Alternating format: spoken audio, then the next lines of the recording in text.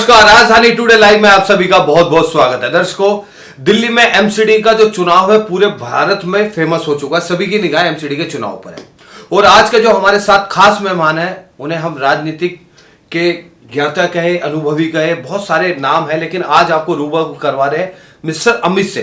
अमित जी नमस्कार। नमस्कार राजन भाई, सबसे पहले तो मैं आपको धन्यवाद बोलूंगा जी। आपके दर्शकों को भी धन्यवाद बोलूंगा कि आपके चैनल के माध्यम से आज एमसीडी का पहला ओपिनियन पोल जारी होने जा रहा है। सर मैं आपसे प्रार्थना करूंगा, वैसे तो सभी आपको जानते हैं जी, लेकिन राजधानी टुडे के माध्यम से आप अपना पहले पूरा परिचय दीजिए। राजन भाई, मैंने काफ़ी पढ़ाई करी इस चीज़ के ऊपर, काफ़ी शोध करी और बड़ी बड़ी एजेंसी में मैंने काम किया। पॉलिटिक्स में मेरे फादर साहब पॉलिटिक्स में थे, वो भी एक वरिष्ठ पत्रकार रहे। उनकी जब डेथ हो गई तो उसके बाद फिर मुझे लगा कि मुझे भी इसमें कदम रखना चाहिए, तो मुझे बहुत सी सर्वे एजेंसियों से मौका मिला काम करने का। उनके साथ मैंने काम किया। मैंने गुजरात, पंजाब, हिमाचल प्रदेश, तमिलनाडु, तेलंगाना, बड़ी बड़ी राजनीतिक पार्टियों के साथ मैंने हिस्सा लिया। मैं मजाक में कह सकता हूँ कि घाट घाट का पानी आपने पी रखा है। ऐसा बोल सकते हो, है ना। तो सर फिलहाल करते हैं हम दिल्ली के एमसीडी के चुनाव की बात। ठीक है। क्या कहता है दिल्ली के एमसीडी का जो चुनाव का सैंपल है अपने आप में, और आपका ज्ञान क्या कहता है उसमें? सैंपल जो हमारी टीमों ने जो सैंपल कलेक्ट किया है राजन भाई, दिल्ली के अंदर जो सर्वे किया गया है हमारे यहाँ पे, हमारी जो 100 टीमें लगाई गई थी हमने वीकली सर्वे रिपोर्ट की तरफ से, उसमें हमने सैंपल साइज कम से कम कुछ नहीं तो 25 से 30 हजार वोटर का सैंपल साइज लिया है दिल्ली में। दिल्ली के अंदर। ये हाल फिलहाल का है? हाँ बिल्कुल, अभी ताज़ा सर्वे है। अच्छा। बिल्कुल अभी आप मानेंगे कि कल ही हमारा सर्वे ये समाप्त हुआ है और आज हम इसका फर्स्ट ओपिनियन पोल जारी करेंगे दिल्ली एमसीडी। चलिए अपनी दिल की धड़कन थाम लीजिए। जो निगम पार्षद के चुनाव लड़ रहे हैं, आम आदमी भी, बीजेपी भी, कांग्रेस भी, अन्य पार्टी जो है, जितनी भी पार्टी दिल्ली में एमसीडी का चुनाव लड़ रही है, अपने दिल की धड़कन जरा थाम लीजिए, क्योंकि अमित जी जो भविष्यवाणी करते हैं वो लगभग सटीक होती है और सत्य साबित होती है। सबसे पहले करते हैं सर हम आम आदमी की पार्टी की बात, क्योंकि दिल्ली में आम आदमी की अब की बार एमसीडी में भी केजरीवाल।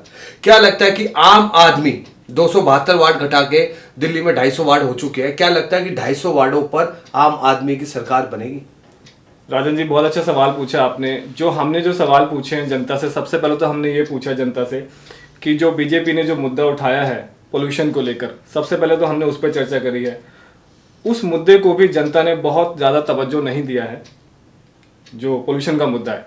अब दूसरी बात करें हम आम आदमी के मुद्दे की, जो उन्होंने कूड़े के पहाड़ों को लेकर मुद्दा उठाया है, तो उसका जो जोर नजर आ रहा है कूड़े के पहाड़ों का, तो उसके नजदीक की जो विधानसभाएं हैं उनमें बड़ा जोर है। जैसे रोहिणी है, बुराड़ी है, तिमारपुर है और अपना मॉडल टाउन है, जो भी उसके नजदीक की जो विधानसभा है उसमें वो मुद्दा बहुत ज्यादा हाईलाइट हो चुका है। मतलब भारी रिंग रोड वाली विधानसभा? हाँ जी, बाहरी रिंग रोड की विधानसभाएं या ओखला साइड की जो विधानसभाएं हैं उनमें, या फिर जो गाजीपुर से जो नजदीक की विधानसभा उनमें वो मुद्दा एक हावी हो चुका है। ऐसा हमारे सर्वे में निकल के आया है। सबसे बड़ी बात है राजन जी, हम लोग किसी पार्टी का पक्ष नहीं रखते हैं। जनता से पूछे गए सवालों को हम लोग टीवी के आगे, कैमरे के आगे रखते हैं और यही हमारा एक सर्वे है कि जनता तक सच्चाई पहुंचे। ये जो डायरी है हमारी, इसमें दिल्ली के सारे वार्ड बंद हैं।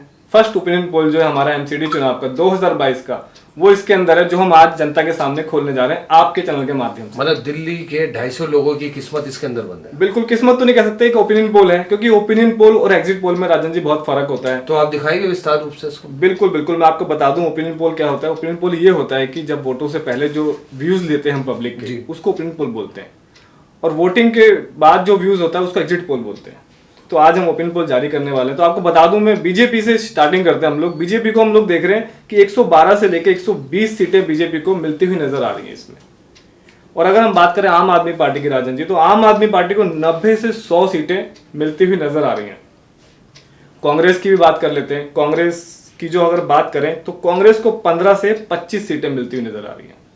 अच्छा, कुछ अन्य पार्टी इस बार? कुछ अन्य पार्टी हैं, अदर पार्टियां हैं, छोटी छोटी पार्टियां, इंडिपेंडेंट भी होते हैं। वोट काटेगी, टिकट लाएगी, मतलब कुछ उतना प्रभाव नहीं पड़ेगा इन पार्टियों के ऊपर, क्योंकि मुख्य पार्टियां 3 ही हैं। सीट लाएंगे, वार्ड निकालेंगे, 3 से 5 सीटें हमने अदर पार्टियों को भी दी। अच्छा, अभी भी एक सवाल जो है सस्पेंस में आपने रख रखा है, बताइए सरकार कौन बना सकता है? क्या कह रहा है? व्यक्तिगत बता दीजिए। व्यक्तिगत अगर हम पब्लिक को देखें, सरकार जो है इस समय क्या है, मिला जुला सिस्टम चल रहा है। जैसा कि मैंने आपको बताया कि बीजेपी 112 से 120 पे तो बढ़त हासिल कर चुकी है।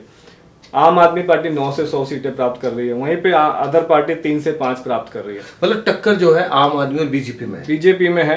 हालांकि अभी हमने जब देखा सर्वे में, तो लोगों को जो हमने देखा, क्योंकि हमारे साथ साइकोलॉजिकली टीमें भी होती हैं, तो लोगों का जो रुझान था वो डाइवर्ट कांग्रेस की तरफ भी हो रहा था कहीं ना कहीं।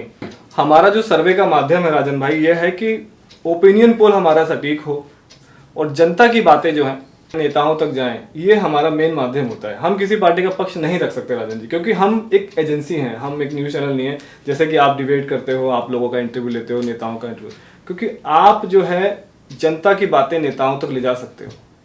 ये कुल मिला के एक बात समझ में आ रही है कि जो अभी पूरी भविष्यवाणी 100% भविष्यवाणी अभी नहीं कर सकते। 100% तो नहीं कर सकते, क्योंकि अभी ये जो ओपिनियन पोल है, लोगों के माइंड चेंज होंगे, रुझान चेंज हो लेकिन कहीं ना जाएंगे। कहीं आपकी बातों से एक निचोड़ जो निकल के आया वो निकल के आया, भारतीय जनता पार्टी चौथी बार एमसीडी में अपनी सरकार बना सकती है। आपकी बना बातों से सकती मुझे है, ऐसा यहाँ लगता पे क्वेश्चन मार्क है, बिल्कुल सही बात है, बना क्वेश्चन सकती मार्क है। है। हाँ, ये क्वेश्चन मार्क रहेगा और ये तब तक रहेगा जब तक एग्जिट पोल नहीं आ जाते हैं। ओके, देखिए एमसीडी में अब की बार किसकी सरकार है? अमित जी का और उनकी टीम का कहना है कि एमसीडी में अब की बार शायद बीजेपी की सरकार, बीजेपी बढ़त हासिल करती हुई नजर आ बढ़ोतरी रही है। करती हुई नजर आ रही है। लेकिन ये फैसला जनता का फैसला है, जनता का फैसला, जनता तय करेगी, कैंडिडेट साफ नहीं है ना, जनता तय करेगी। लेकिन अब देखने वाली बात है कि अमित जी की जो भविष्यवाणी कई सालों से सत्य साबित हो रही है, क्या इस बार भी एमसीडी के चुनाव में इनकी ये जो अपनी मेहनत है, इनकी टीम की जो मेहनत है, क्या इस बार वो सत्य साबित होती है या असत्य साबित होती है? इसमें हमारा कोई लेना देना नहीं है। लेकिन हम तो सिर्फ इतना ही कहेंगे कि आज के प्रोग्राम को हम यहीं रुकते हैं, लेकिन अगली मुलाकात इनसे फिर करनी पड़ेगी, क्योंकि बड़ा दिलचस्प और बड़ा अनोखा और पूरे भारत की जो है निगाहें इसी मुद्दे पे है कि अब की बार दिल्ली में किसकी सरकार, क्योंकि 15 साल से एमसीडी ने सरकार बनाई हुई है।